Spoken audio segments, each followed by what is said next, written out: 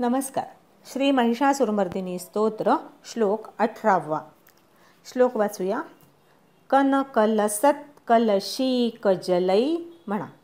कनकलसत् कलशीकजलै रनुषिञ्चति ते रणरंगभुवम्. रनुषिञ्चति ते रणरंगभुवम्. आता पूर्ण ओळ. कनकलसत् कलशीकजलैरनुषिञ्चति ते रणरंगभुवम् म्हणा. कनकलसत् कलशीकजलैरनुषिञ्चति ते रणरंगभुवम्. आता दुसरी ओळ. भजति सकिन्न म्हणा. भजति सकिन्न शचीकुचकुंभ म्हणा. शचीकुचकुंभ तटी परिरंभ सुखानुभवम्. तटी परिरंभ सुखानुभवम्. आता पूर्ण ओळ. भजति सकिन्न शचीकुचकुंभ तटी परिरंभ सुखानुभवम् म्हणा. भजति सकिन्न शचीकुचकुंभ तटी परिरंभ सुखानुभवम्. आता तिसरी ओळ. तव चरणं शरणं करवाणि म्हणा. तव चरणं शरणं करवाणि मृडानि सदा मयि देहि शिवम्. मृडानि सदा मयि देहि शिवम्. आता पूर्ण ओळ. तव चरणं शरणं करवाणि मृडानि सदा मयि देहि शिवम् म्हणा. तव चरणं शरणं करवाणि मृडानि सदा मयि देहि शिवम्. जय जय हे महिषासुरमर्दिनी रम्यकपर्दिनी शैलसुते. आता एक एक चरण म्हणूया. कनकलसत् कलशीकजलै म्हणा. कनकलसत् कलशीकजलै रनुषिञ्चति ते रणरंगभुवम्. रनुषिञ्चति ते रणरंगभुवम्. आता पूर्ण ओळ. कनकलसत् कलशीकजलैरनुषिञ्चति ते रणरंगभुवम् म्हणा. कनकलसत् कलशीकजलैरनुषिञ्चति ते रणरंगभुवम्. आता दुसरी ओळ. भजति सकिन्न शचीकुचकुंभ म्हणा. भजति सकिन्न शचीकुचकुंभ तटी परिरंभ सुखानुभवम्. तटी परिरंभ सुखानुभवम्. आता पूर्ण ओळ. भजति सकिन्न शचीकुचकुंभ तटी परिरंभ सुखानुभवम् म्हणा. भजति सकिन्न शचीकुचकुंभ तटी परिरंभ सुखानुभवम्. आता तिसरी ओळ. तव चरणं शरणं करवाणि म्हणा. तव चरणं शरणं करवाणि मृडानि सदा मयि देहि शिवम्. मृडानि सदा मयि देहि शिवम्. आता पूर्ण ओळ. तव चरणं शरणं करवाणि मृडानि सदा मयि देहि शिवम् म्हणा. तव चरणं शरणं करवाणि मृडानि सदा मयि देहि शिवम्. जय जय हे महिषासुरमर्दिनी रम्यकपर्दिनी शैलसुते म्हणा. जय जय हे महिषासुरमर्दिनी रम्यकपर्दिनी शैलसुते. या श्लोकामध्ये कनकलसत् कलशीकजलै इथपर्यंत चरणाचा पूर्वार्ध. जोडाक्षराकडे लक्ष द्यायचं. कनकलसत् कनकलसत् कलशीक शी दीर्घ म्हणायचा. कलशीकजलै रनुषिञ्चति ते रणरंगभुवम्. रनुषिञ्चति श षटकोनाचा आणि य आणि त्याला च. रनुषिञ्चति ते रणरंगभुवम्.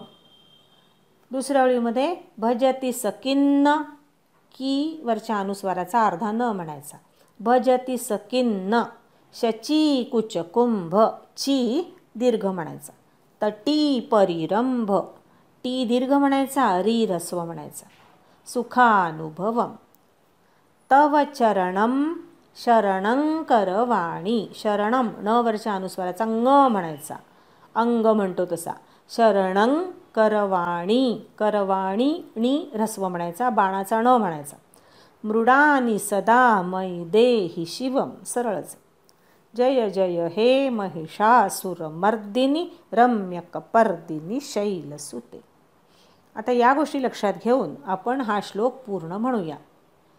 कनकलसत्कलशीकजलैरनुषिञ्चति तेरणरङ्गभुवं भजति स खिन्न शचीकुचकुम्भतटीपरिरम्भसुखानुभवं तव चरणं शरणं करवाणि मृडानि सदा मयि देहि शिवं. जय जय हे महिषासुरमर्दिनि रम्यकपर्दिनि शैलसुते. म्हणा. कनकलसत्कलशीकजलैरनुषिञ्चति तेरणरङ्गभुवं भजति स खिन्न शचीकुचकुम्भतटीपरिरम्भसुखानुभवं तव चरणं शरणं करवाणि मृडानि सदा मयि देहि शिवं. जय जय हे महिषासुरमर्दिनि रम्यकपर्दिनि शैलसुते. आता 17 आणि 18 हे 2 श्लोक एकत्र म्हणूया. पदकमलं करुणानिलये वरिवस्यति योऽनुदिनं सुशिवे अयि कमले कमलानिलये कमलानिलयः स कथन्न भवेत्. तव पदमेव परं पदमस्त्विति शीलयतो मम किन्न शिवे. जय जय हे महिषासुरमर्दिनि रम्यकपर्दिनि शैलसुते. कनकलसत्कलशीकजलैरनुषिञ्चति तेरणरङ्गभुवं भजति स खिन्न शचीकुचकुम्भतटीपरिरम्भसुखानुभवं तव चरणं शरणं करवाणि मृडानि सदा मयि देहि शिवं. जय जय हे महिषासुरमर्दिनि रम्यकपर्दिनि शैलसुते. अंबा माता की जय. नमस्कार. श्री महिषासुरमर्दिनी स्तोत्र श्लोक 18. श्लोक वाचूया. कनकलसत्कलशीकजलैरनुषिञ्चति तेरणरङ्गभुवं भजति स खिन्न शचीकुचकुम्भतटीपरिरम्भसुखानुभवं तव चरणं शरणं करवाणि मृडानि सदा मयि देहि शिवं. जय जय हे महिषासुरमर्दिनि रम्यकपर्दिनि शैलसुते. असा हा श्लोक आहे. आता अर्थ बघूया. कनकलसत, कनक म्हणजे सोन्यानी, सोनं. कनक म्हणजे सोनं. लसत म्हणजे चमकणाऱ्या, सोन्यानी चमकणाऱ्या अशा. कलशीक म्हणजे कळशी, घडा. जलैही अनुषिञ्चति, त्या जलानी जे सिंचन करतात. ते म्हणजे तुझ्या, तुझ्या रणरंगभुवम, रणरंगभुवम म्हणजे तुझ्या अंगणामध्ये, तुझ्या रंगशाळेमध्ये, तुझ्या नाट्यशाळेमध्ये, असा त्याचा अर्थ आहे. की जे लोक तुझ्या रंगशाळेमध्ये, रंगभुवनामध्ये सोन्यानी चमकणाऱ्या घड्यातील जलानी सिंचन करतात, असा त्याचा अर्थ. भजति स खिन्न शचीकुचकुम्भतटीपरिरम्भसुखानुभवं, त्यांना काय सौख्य प्राप्त होतं ते सांगितलं. भजती म्हणजे उपभोग घेईल, तो उपभोग करेल.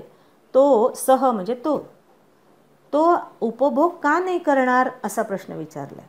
कशाचा? तर शचीकुचकुम्भतटीपरिरम्भसुखानुभवं, स्वर्गीय सुखाचा तो अनुभव घेईल.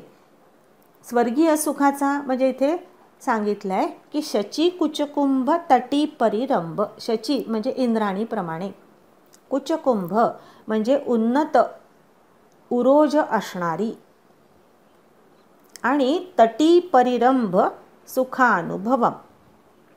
काही ठिकाणी नटी आहे, नटीपरिरंभ सुखानुभवम म्हणजे अप्सरांच्या आलिंगनाचा, त्या सुखाचा अनुभव घेणारे तू तो भक्त घेईल असं म्हटलं. इंद्राणीप्रमाणे उन्नत उरोज असणाऱ्या अप्सरांच्या आलिंगनाचा, तो त्या सुखाचा तो भक्त अनुभव घेईल असं म्हटलं. आता याचा अर्थ स्वर्गीय सुख, अलौकिक सुख असं आहे की जे या पृथ्वीवर मिळत नाही, जे स्वर्गात प्राप्त होतं, मानवांना अत्यंत दुर्लभ असतं, असा यातला भाव आपण लक्षात घ्यायचा आहे. जो भक्त किंवा जे भक्त तुझ्या रंगशाळेमध्ये सोनेरी कलशातल्या पाण्याने सिंचन करतात, त्यांना इंद्राणीप्रमाणे उन्नत उरोज असणाऱ्या अप्सरांच्या आलिंगनाच्या सुखाचा अनुभव कसा बरे येणार नाही असं म्हटलं. तिसऱ्या ओळीमध्ये तव चरणं शरणं करवाणी मृडानी सदा मयि देहि शिवम. हे मृडानी, हे शिवपत्नी, तव चरणं शरणं करवाणी, तुझ्या चरणाशी मी शरण आलो आहे. करवाणी म्हणजे मी आलोच पाहिजे असा त्यातला भाव आहे. शरणं करवाणी आज्ञार्थाप्रमाणे रूप आहे. तिथे स्वतःला सूचना आहे आणि इच्छा, अपेक्षा अशी व्यक्त केलेली आहे की मी काय केलं पाहिजे. हे मृडानी, मी तुझ्या चरणाशी शरण आलो पाहिजे, मी शरण आलो आहे. सदा मयि देहि शिवम. शिवम म्हणजे कल्याण, कल्याणकारक, मंगल. हे देवी, तू सदैव माझं कल्याण कर, मला मंगल असं तू, कल्याणकारक असं तू मला देही असं म्हटलं. जय जय हे महिषासुरमर्दिनी रम्य कपर्दिनी शैलसुते, असा या श्लोकाचा अर्थ आहे. देवी सरस्वतीच्या रूपाचं या ठिकाणी वर्णन आलेलं आहे. सरस्वती माता ही सगळ्या कलांची अधिष्ठात्री आहे आणि रंगभवन किंवा नाट्यभवन हे सरस्वतीचं निवासस्थान आहे. सगळ्या कलांची ती स्वामिनी आहे. या कलांची, विद्येची जो सेवा करतो, म्हणजेच तिच्या अंगणामध्ये सोनेरी घड्यातल्या जलाने सिंचन करतो, जो विद्या ग्रहण करतो, विद्यादान देतो, जो कला शिकतो आणि कलांचं शिक्षण देतो, सगळ्या ललित कलांची जे साधना करतात, लेखन, वाचन, या सगळ्या गोष्टी म्हणजे सरस्वतीची सेवाच आहे. वाणीनी, वक्तृत्वानी, लेखनानी, कलेनी, नाट्यानी, अभिनयानी इत्यादी प्रकारांनी जो सरस्वतीची सेवा करतो, निस्वार्थ भावनेने सेवा करतो, म्हणजेच मातेचं प्रांगण तो स्वच्छ ठेवतो, त्याची सेवा करतो, त्याला अनेक दुर्लभ उपभोग प्राप्त होतात असं म्हटलंय.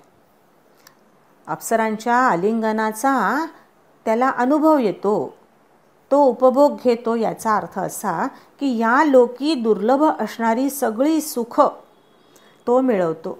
अकल्पनीय असं स्वर्गसुख त्याला प्राप्त होतं, असा त्याचा अर्थ आहे. आता सरळ अर्थ बघूया.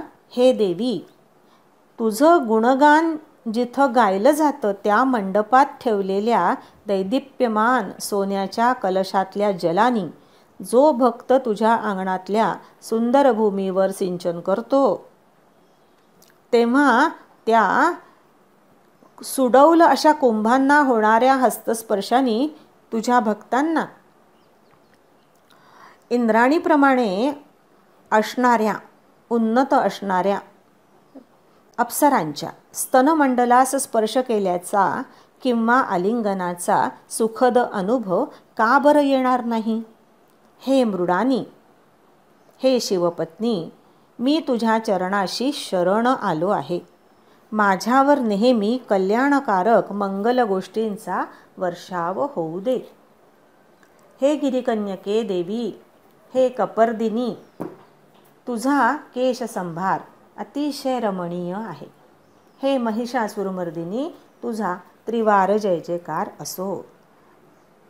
अंबा माता की जय.